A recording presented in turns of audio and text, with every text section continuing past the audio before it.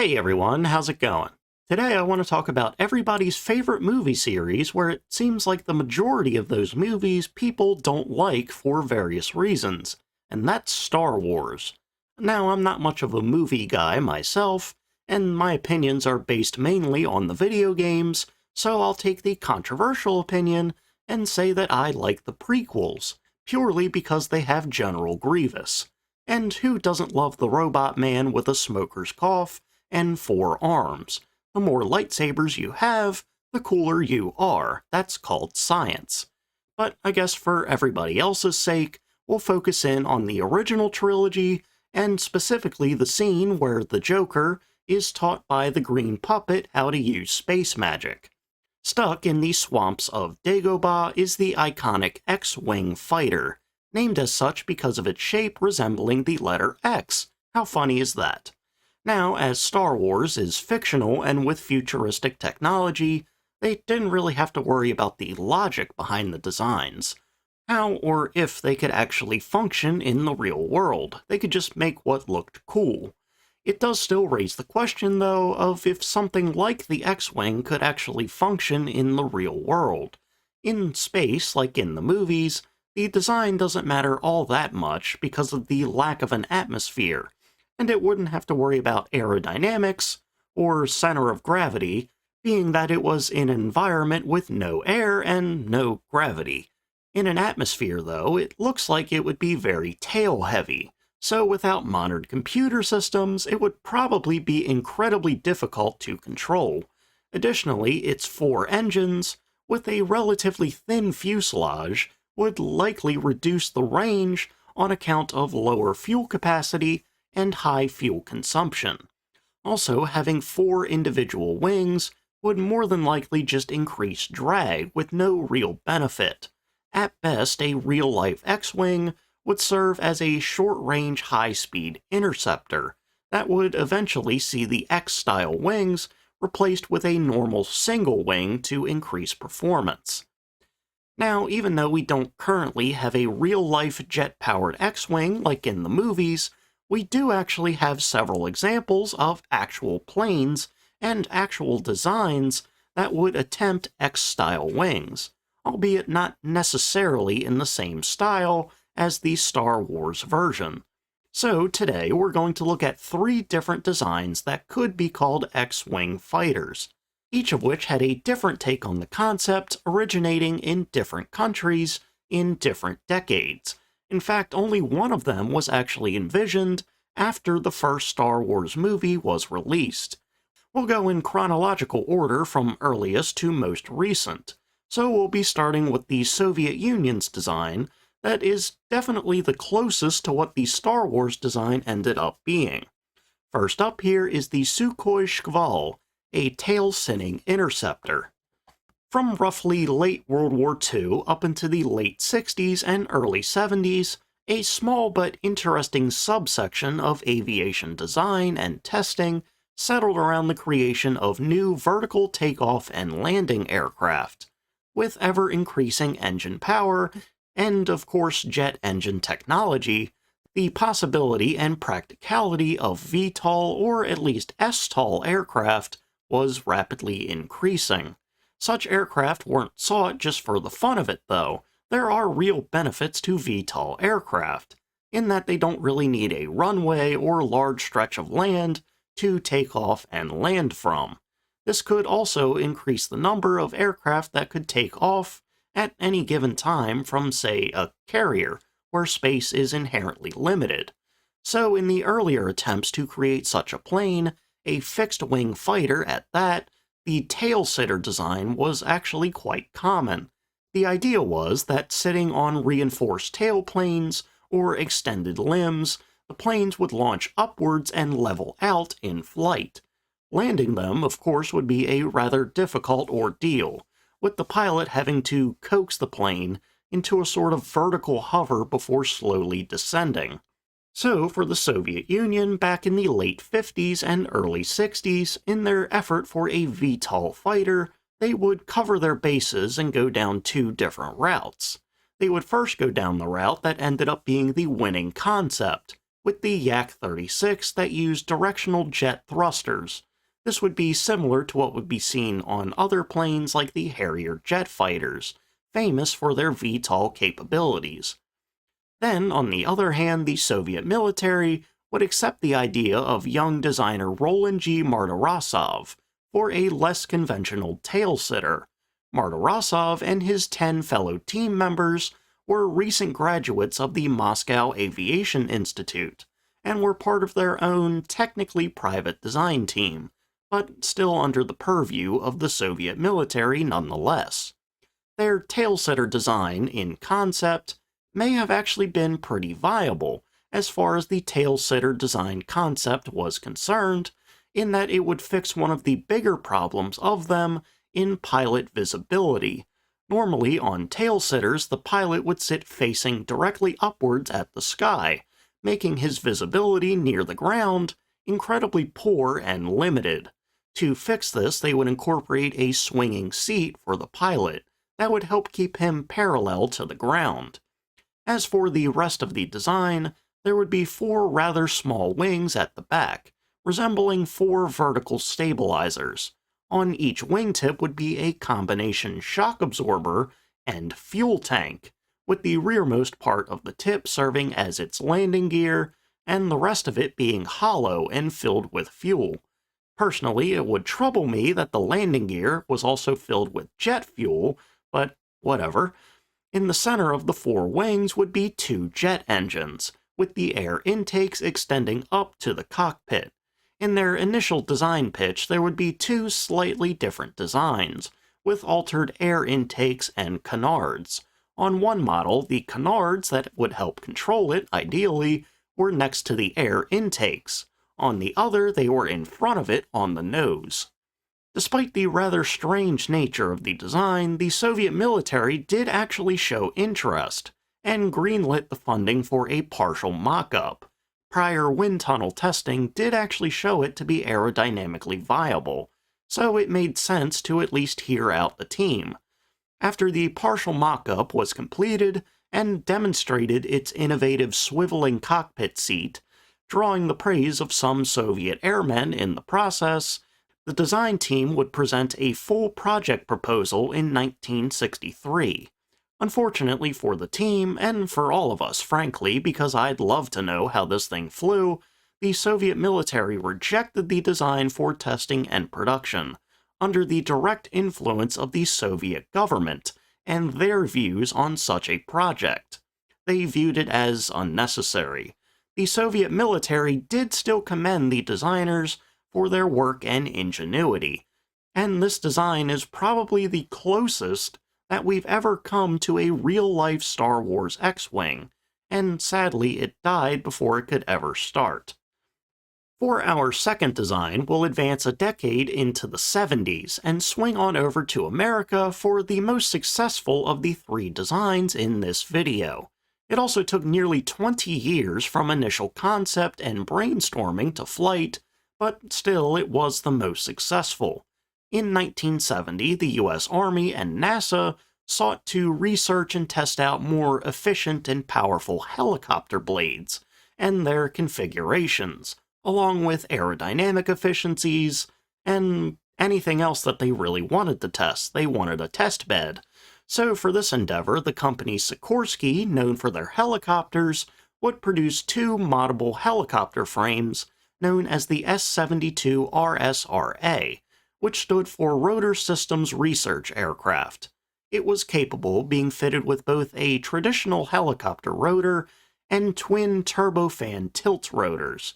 It would also be equipped with wings like a traditional aircraft, making it a compound helicopter. This was done so that in higher speed flight, power could be diverted from the main rotor to other propulsion systems like those tilt rotors, and it would fly like a normal airplane, just with a helicopter blade slapped on the top of it.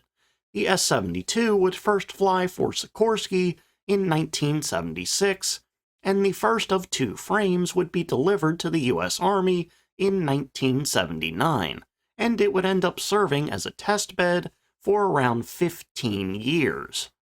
But the more interesting element to the story is when the S-72 met the so-called X-Wing project.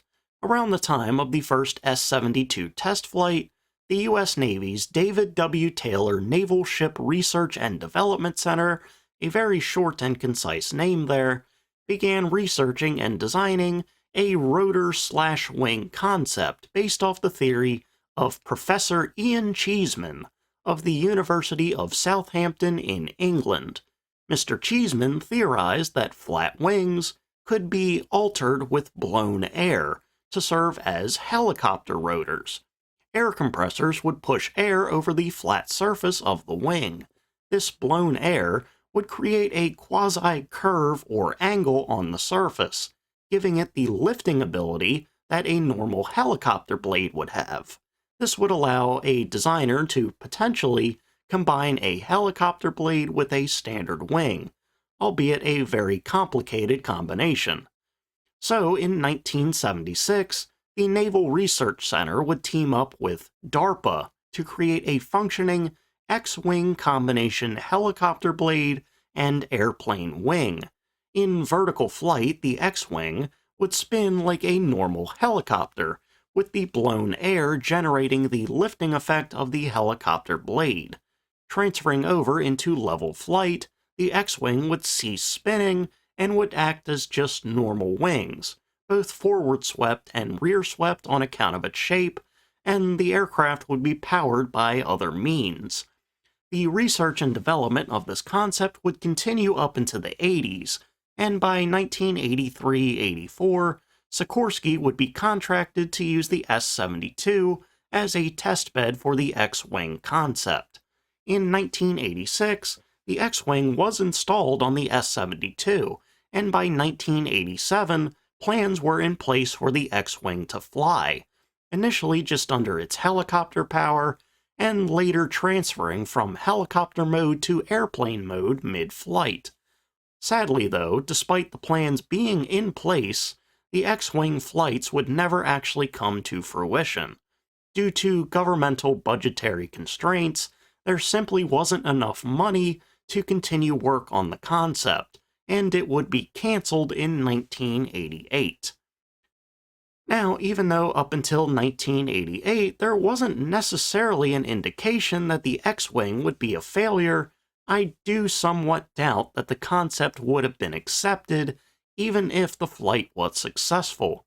I just don't see how there's much benefit over the X-Wing concept over your standard helicopter or VTOL jet aircraft, for all of the added headache in having a rotor that was strong enough to withstand drag in fixed wing mode, with the air jets flowing over the blades, and having to be strong enough to start and stop the rotor system mid-flight.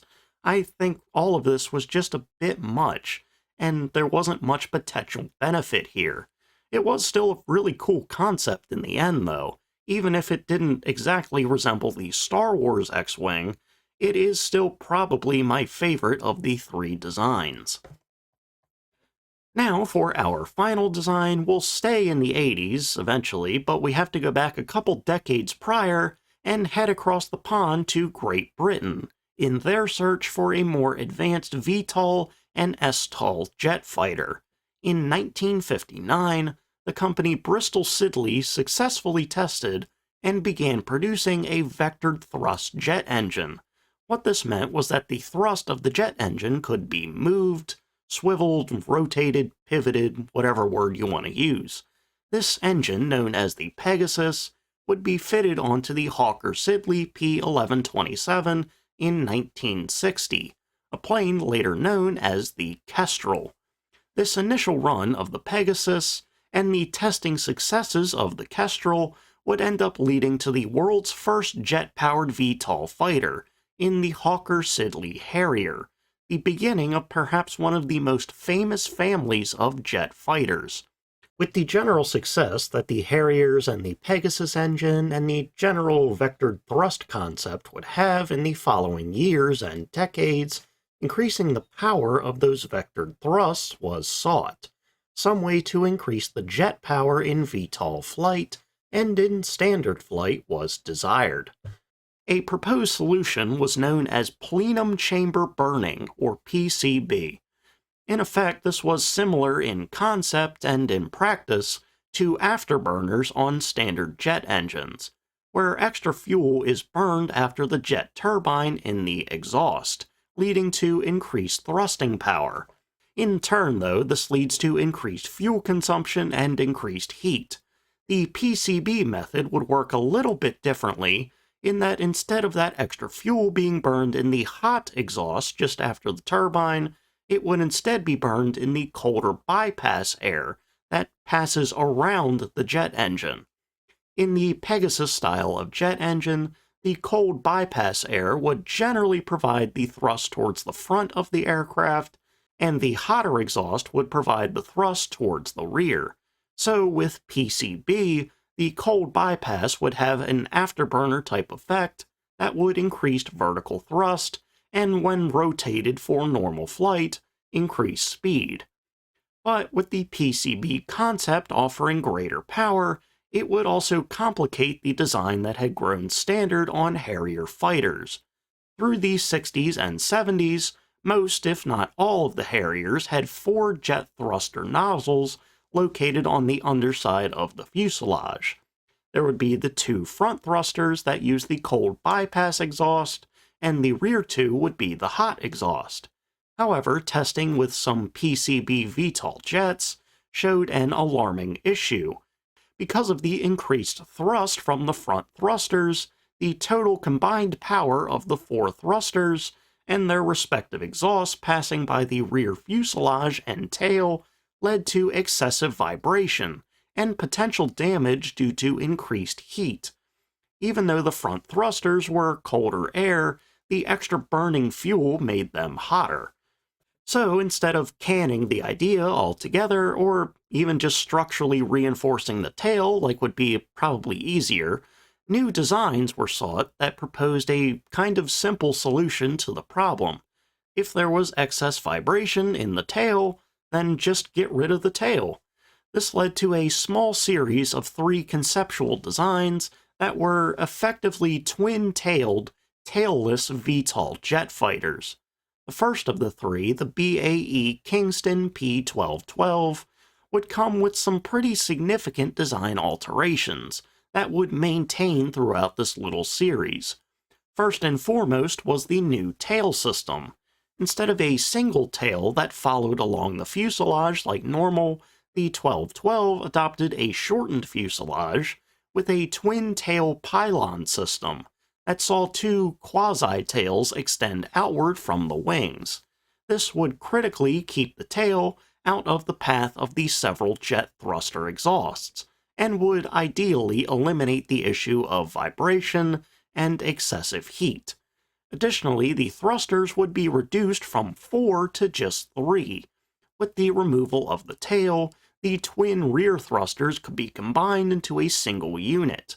The 1212 would advance to wind tunnel testing, but would advance no further than that, as the designers were worried that its wings' trailing edge control surfaces were just inadequate to actually control it, so the design was just abandoned, no harm, no foul.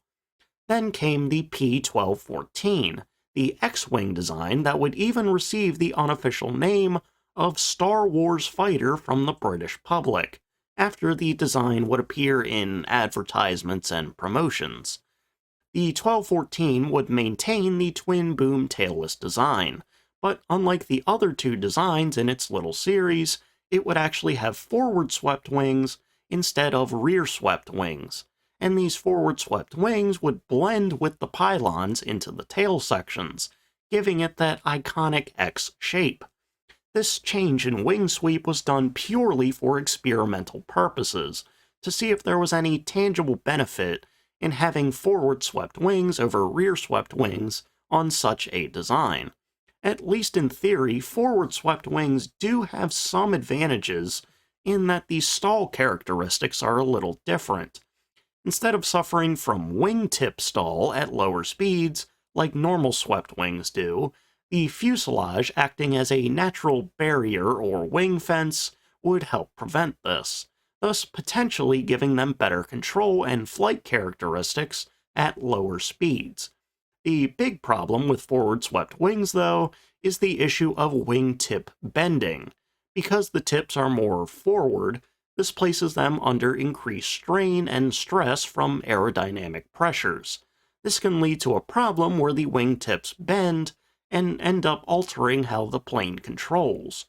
This would also mean that the wings would have to be made of more sturdy materials to prevent this from occurring, which often meant heavier materials, which led to weight increases. When the 1214 would undergo initial testing and research, not even at the wind tunnel stage here yet, they quickly realized that, all things considered, there was no real point to the forward-swept wings. There was no major benefit that would make these forward-swept wings an actual good idea to proceed forward with. So, despite capturing public imagination, and even the admiration of some rivals, the 1214 Star Wars fighter was quickly abandoned, left to merely be a cool design on paper. The last of the series, the P-1216, would largely mimic the P-1212. But this time, the initial wind tunnel testing was actually sufficient enough to move forward with a full-scale mock-up that was even inspected by British Prime Minister Margaret Thatcher. Unfortunately for the design, the company behind it had its hands full. British Aerospace was a conglomerate of several different companies, which included Hawker Siddeley. Thus, British Aerospace was largely preoccupied in the 80s with the production and advances on multiple Harrier variants and their upgrades. So, no matter what, the 1216 was relegated to the back burner as a lower priority design. With continuing advancements, focus, and funding of various Harriers, the 1216 was eventually forgotten about by the 90s. The British would continue with the Harrier until the mid-2000s, before then adopting fighters like the Typhoon and the F-35 Lightning. Unfortunately for Star Wars fans everywhere, it does not appear that any military will be adopting a manned X-Wing fighter anytime soon. It seems as long as we remain on this planet in an atmosphere for making a high-speed jet fighter, there really isn't much of a point in making an X-Wing fighter. In the more literal Star Wars sense of the design, the X-Wings in horizontal flight would just be unnecessary sources of drag that decrease performance. Plus, we aren't really making manned tail sitters anymore, so that avenue for design is out the window as well. For something like the 1214 or the Sikorsky X-Wing, having a combination forward and rear swept wing or a wing helicopter blade just doesn't have any significant benefit over Harrier-esque jet thrusters or just a normal helicopter. Perhaps when we get into space combat against some Martians, we'll maybe start seeing some X-Wing-esque designs. Likely from some people saying, hey, we're in space now, so let's recreate Star Wars, like a bunch of nerds would. Alright, and with that, we're going to go ahead and end for today. So, thank you all for watching. Remember to like, comment, and subscribe. Honestly, the reason why I like General Grevious the most out of all Star Wars characters is because of the game Star Wars Battlefront 2 on the PlayStation 2. You could get the hero perk and play as a major character, and if you were playing as the droids, you could get Grievous and his 4 lightsabers, and that was always really fun, even if you weren't technically stronger or anything. The worst character to get was Princess Leia, because she just had a blaster, like everybody else. Anyway, though, I hope you enjoyed the video, and I hope you learned something. So, see ya.